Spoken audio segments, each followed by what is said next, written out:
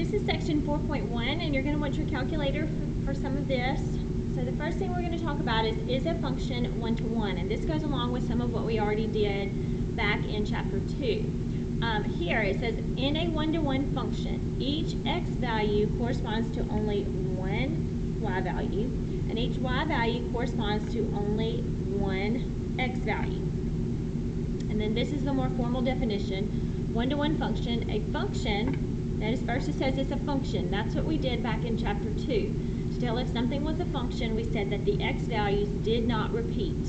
So here we've already shown that it was a function. So now we're going to say it's one-to-one. If, here's my two x values, notice it says they are not equal to each other, implies or means that f of a also does not equal f of b. Remember, f of x, in this case, the x is the a value and the b value. So this is saying the y values also don't repeat. So that's how you tell if something is one-to-one, is now you're looking to see if the y's repeat. So I'm going to go down here to the bottom. Same thing to relate back to some of what we did in chapter 2. In chapter 2, we did the vertical line test, which was a straight up and down line. So we said to tell if it was a function, if your vertical line touched it more than once, then it was not a function. So we're going to do the same thing here, except now we're doing the horizontal line test, which is this way. So a function is one-to-one if every horizontal line intersects the graph at most once, or only once. So you need to find, if you find any spot that your horizontal line touches the graph more than once, then it is not one-to-one. So our first problem's up here. Ask, is it one-to-one? It doesn't give us a list of ordered pairs, so we need the graph. So the first thing I'm going to do is I'm going to go into y equals, and I'm going to put the first problem in, negative 4x plus 12. Then I'm going to graph it. So notice, it's a line that's kind of going straight down here. But as I look at that line, at any point, if I drew a horizontal line here, if I drew a horizontal line here, at any point up and down this line, any horizontal line will only touch that one time. It never touches the line or the graph more than once. So part A is one-to-one. Now I'm going to do the same thing. I'm going to go back to y equals, and I'm going to put part B in, the square root of 25 minus x squared. Then I'm going to look at that graph. It looks kind of like a semicircle. And so as I look at this semicircle, and right here, if I take a horizontal line straight through right here, it will touch the graph right here on the left, and it will touch the graph right there on the right, which is more than once. So again, if it touches more than once, it is not one-to-one. So these are just real simple yes/no questions. All right. The next page, in the next example, it already gives me the graphs. So same thing. Is it one-to-one? So here, I'm going to draw a horizontal line in just right here at this point. So as I draw a horizontal line in, I see that it touches right there, and here, which is more than once. So since it touches this graph, this horizontal line touches that graph more than once, it is not one-to-one. Part B is a line, just a straight up and down line. Again, if you take a horizontal line right there, it only touches one time. At any point, if you slid this up right here, it would still only touch the graph one time. So that means this one is one-to-one. So next, we want to determine if two functions are inverses.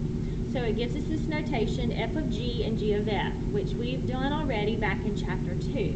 Back in chapter 2, though, we got random answers, 3x plus 5, 2x squared plus 7x minus 12. Here, though, we want a very specific answer. We want the answer to be x. So that's how you know that two functions, f and g, are inverses. If when you do this composition function, you get x as your answer. The condition that f is one-to-one is essential, otherwise g will not define a function. Alright, so example 3, it asks me, or it defines for me f and g, and then it asks, is g the inverse? So what we want to do is we want to start with f of g. And so I write it like this. means the same thing. So if you like that notation, either one of these mean exactly the same thing. So in the place of g of x, I'm going to put in the cube root of x plus 1. That's what g is equal to. So just interchange the two equations. Now it tells me to go to f, and anywhere there's an x, I'm going to replace the x with that expression. So here, x cube root of x plus 1, but then it's going to be cubed minus 1. So I took g and I'm plugging it into f for x. Here, when I cube a cube root, the radical cancels out.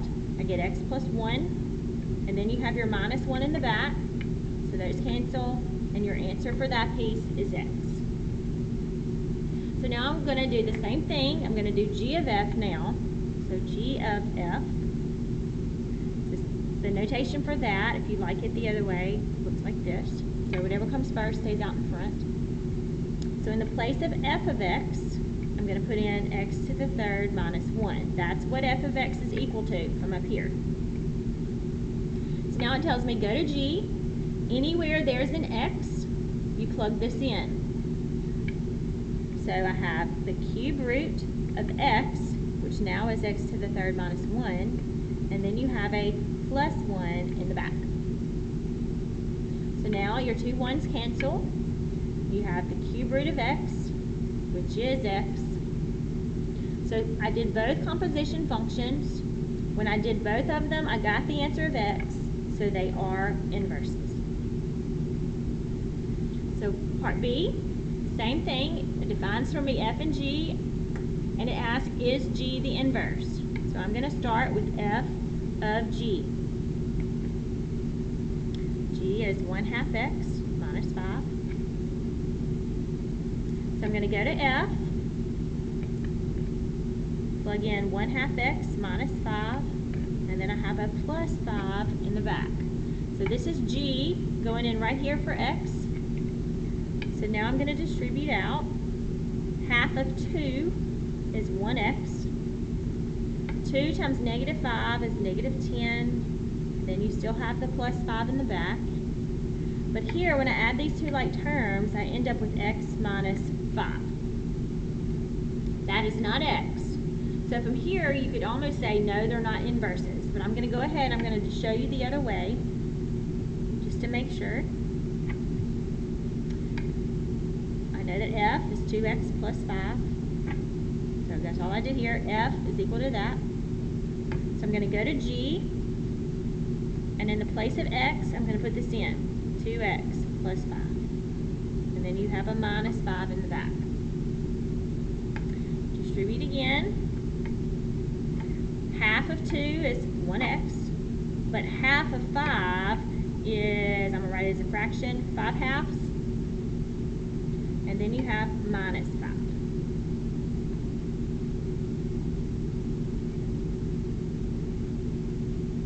Okay, so I'm going to subtract those two. So 5/2 minus 5 gives me negative 5/2. Again, this was my answer to when I did f of g. This is my answer when I did g of f. Neither of those answers is equal to x, so I'm going to put no, g is not the inverse. You have to get x as the answer in order for this to be an inverse.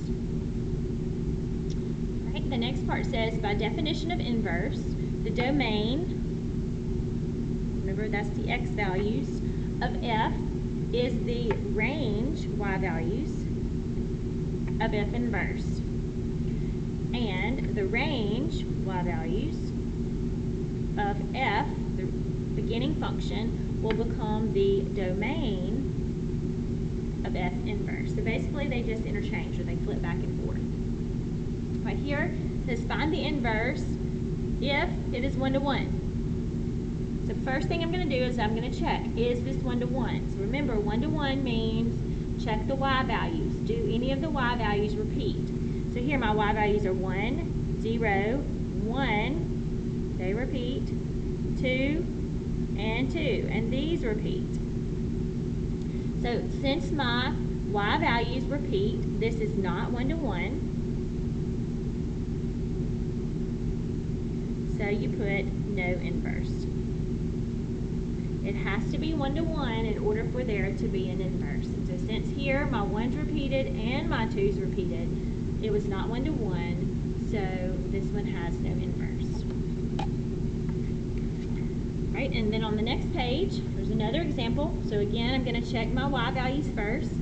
I have a 1, and a 2, and a 3, and a 0. So none of those repeated, which means I will have an inverse. I'm going to go over here, g negative 1.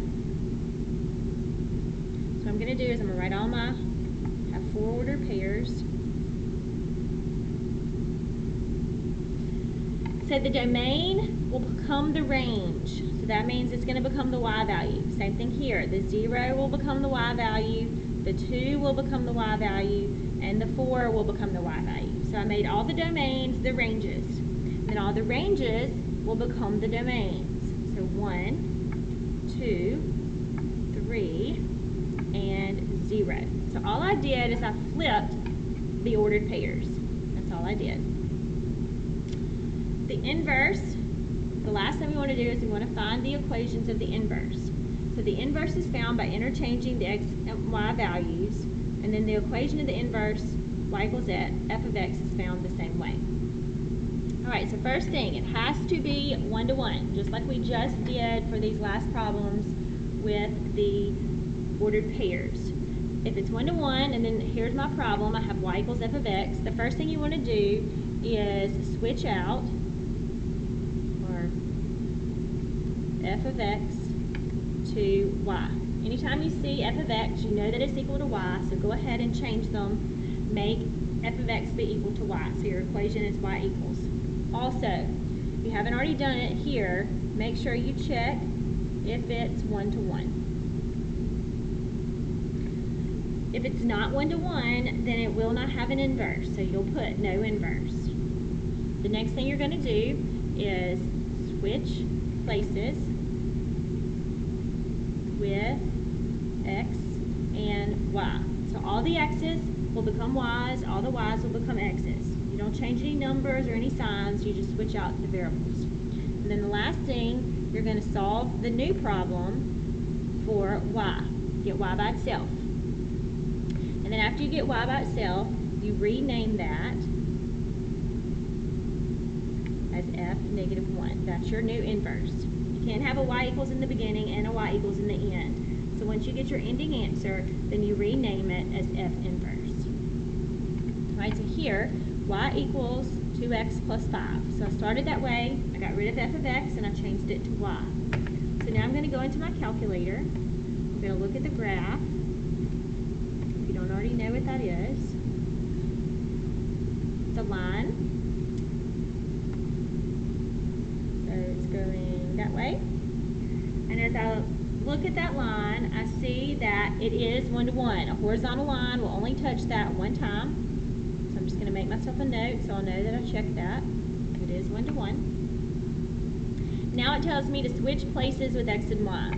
So x will be 2y plus 5. The y became an x, the x became a y. I didn't change any letters, any numbers, I just changed the letters. Now, get y by itself, so I need to move the 5. So when I move it over, it becomes negative 5. Now I'm going to divide both sides by 2, and as I'm reducing this, I'm going to go ahead and break this down into 2 fractions. So x over 2, or you could write this as 1/2 x, same thing, minus 5/2. So all I did here is I put the x over 2 and the 5 over 2. So now I've gotten y by itself. I solved my new equation for y, so that will be your inverse. X over 2 minus 5. Right, part B. It's already in the form y equals, so I don't have to switch those out. So I'm going to go into my calculator and I'm going to look at the graph. If you're not sure, again, what that looks like. X squared plus 2. And I'll graph it. It's a parabola. So here's my parabola. is that parabola 1 to 1? And so here you can see that it fails the horizontal line test, so it is not 1 to 1. So, no inverse. You have to make sure that you check to see if it's 1 to 1. That's an easy problem. I didn't have to do any work, but if I didn't check if it was 1 to 1, then I would have gone through all these steps, and you would have gotten the wrong answer. So just be careful with those. All right, and here's one more. Same thing. Start with y equals x minus 2. Just go in, put it in parentheses.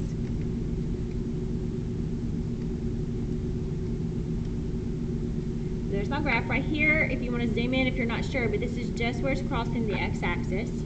So it is 1 to 1.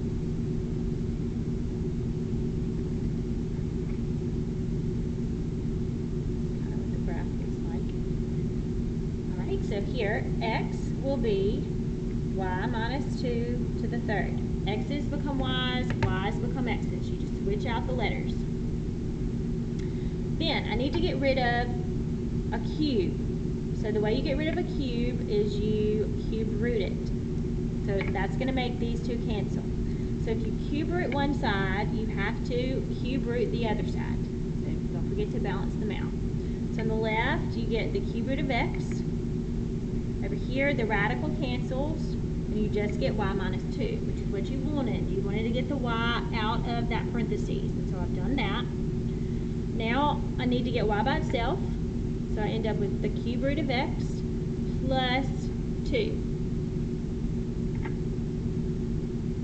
So now I've solved for y. That's going to be my inverse. The cube root of x plus 2. Just be careful here that only the x is under the radical, not both of the numbers. All right, and just to kind of wrap this up, if f is 1 to 1, then the inverse exists. If AB is on the function, then the point BA is on the inverse. Remember, we just flip-flopped them. And that's back from that previous example. The graphs or reflections mirror images of each other across the line y equals x. And then here to summarize about inverses, to find the equation of f negative 1, y became, or f of x became y. Then we switched the x and y values, and then we solved our new equation for y, and that will give you your inverse. Right, now it's time for you to go try some of these. If you go into your ebook at the end of this section, you can try these problems, and then you can check the odd ones in the solutions manual, which is also found on My Labs Plus under chapter content.